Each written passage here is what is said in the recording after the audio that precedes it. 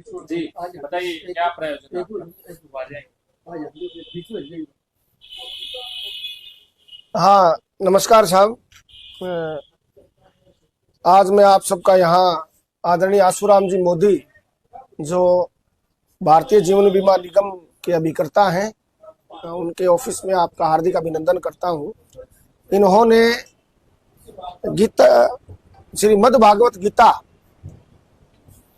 के 18 अध्यायों का जो हिंदी अनुवाद है वो स्वयं के खर्चे पर बड़ौदा प्रेस से सहचित्र छपवाया है और उसका ये पूरे भादरा क्षेत्र में वितरण करेंगे। इसी संदर्भ में धीरे धीरे तो आशु जी, इसकी प्रेरणा कहाँ से मिली? ये तो बहुत शानदार, सनातन संस्कृति के लिए तो बहुत ही बढ़िया कदम आपका माना जा रहा है। भारतीय संस्कृति से अपने जुड़े हुए है। प्रेरणा तो पुराने अपने संस्कार। आप भी हर वर्ष डायरिया भी वितरण करते हैं आप, और इस बार ये जो श्रीमद् भागवत कथा का वितरण करने का विचार किया है, प्रमुख प्रेरणा कहाँ से मिली? वैसे आपके कैसे दिमाग में आई ये चीज की ये चीज आपको, या फिर वर्तमान में जो परिवेश भारत में चल रहा है एक सनातन का, या उसको देखकर आपके दिमाग में आई? अभी जो भारतीय संस्कृति में बदलाव हो रहे हैं ना, बिल्कुल उसको देखते हुए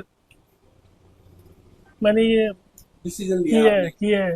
क्योंकि मैं फील्ड में रहता हूँ ना, तो अभी जो पीछे संस्कार थे उसमें अब में काफी अंतर आ गए हैं। तो इसमें अपने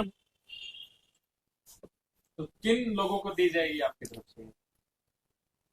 ये अपने जो यहाँ के जो बुद्धिजीवी हैं, जो डॉक्टर्स हैं, और कॉलेजों में भी वितरण की योजना बनाई जा रही है। जो भावी पीढ़ी है उसको श्रीमद् भागवत गीता के शाश्वत संदेश से परिचित करवाया जा सके। जो सभी संस्थाएं हैं उनको भी ये वितरित की जाएगी और आगे आगे जिस भी प्रकार से योजना बना करके और एक ऐसा माहौल बनाया जाएगा कि घर घर तक इसका वितरण हो। धीरे धीरे इसका एक धार्मिक पर्सन आपसे है। स्कूल कॉलेजों में बच्चे अक्सर बहुत सारी किताबें पढ़ते हैं, साइंस की, सोशल साइंस की, तो उनके साथ साथ ऐसे भी विषय लगाए जाने चाहिए जिससे बच्चों को अपनी सनातन संस्कृति और संस्कारों का ज्ञान हो सके। जी, आज जो सबसे बड़ी और सारी समस्याएं पैदा हुई हैं ना, वो मैकाले की अंग्रेजी शिक्षा पद्धति के कारण पैदा हुई हैं।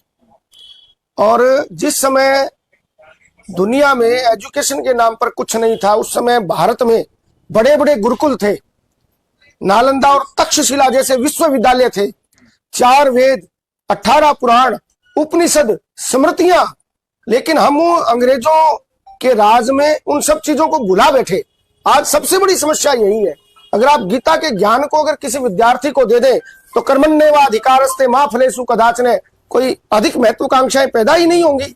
लेकिन हम उन चीजों की तरफ चल पड़े जिन चीजों का दैनिक और नैतिक जीवन में कोई महत्व नहीं है। इसके कारण ये सारी समस्याएं पैदा हुई हैं।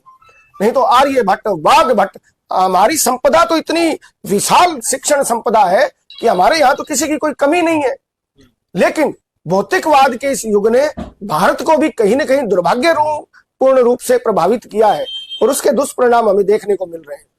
इसकी कितनी प्रतियां तो देखो, अभी तो मैंने 100 प्रतियां मंगाई है और धीरे धीरे हर साल में टाइम लगेगा इसमें। धीरे धीरे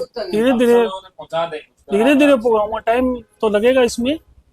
मेरी कोशिश यही है कि तो हम मानकर चले कि भादरा विधानसभा क्षेत्र में जिस किसी को भी अगर श्रीमद् भागवत कथा की ये छोटी सी प्रति चाहिएगी तो वो आपसे संपर्क कर सकता है, ये मानकर मैं कोशिश यही करूंगा कि मैं उपलब्ध कराऊं। बिल्कुल, जैसे जैसे धीरे धीरे मंगाता रहूंगा वैसे वैसे। चलो, बहुत बहुत धन्यवाद। चलिए, क्या संदेश देना चाहेंगे हरिप्रकाश जी सबको?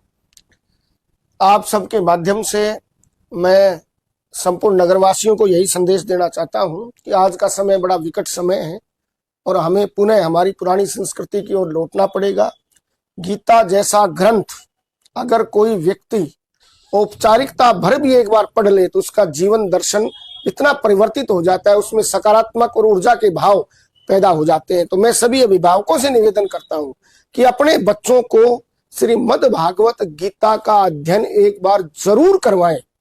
जो रामायण महाभारत है उनसे परिचित जरूर करवाएं, ये कोई धर्म और जाति का ग्रंथ नहीं है, ये कोई धर्म और जाति की ये पुस्तकें नहीं है, ये पुस्तकें हैं मानवता को सकारात्मक मानवता की ओर अग्रसर करने की।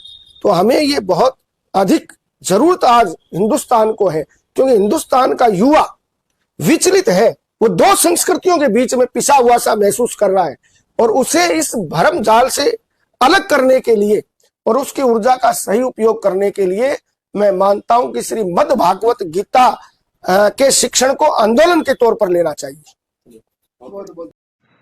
आशु जी बढ़िया काम कर रहे थे। LIC को इतना बड़ो इतना लंबे टाइम हुई इतने लंबे पेड़ थे काम करे, और आज एक बड़ी शुरुआत भी करी थे गीता भगवत गीता री। एंगे अलावा एक प्रधानमंत्री बीमा सखी योजना है, बिंगे बारे में भी बताना चाहूँगा जो योजना थरकन है। बीमा सखी योजना लड़कियों के लिए है, और इनमें कोई भी बच्ची अगर काम करती है तो उसको एजेंसी मिलेगी, एक पेपर होगा उसके अंदर, और टर्म्स एंड कंडीशन जो होगी इसकी है, इसके अंदर 7,000 रुपये मासिक सैलरी होगी और कमीशन अलग होगा। इसकी टर्म्स एंड कंडीशन ये है कि हर महीने 2 पॉलिसी करनी होगी, साल में 24 पॉलिसी करनी होगी।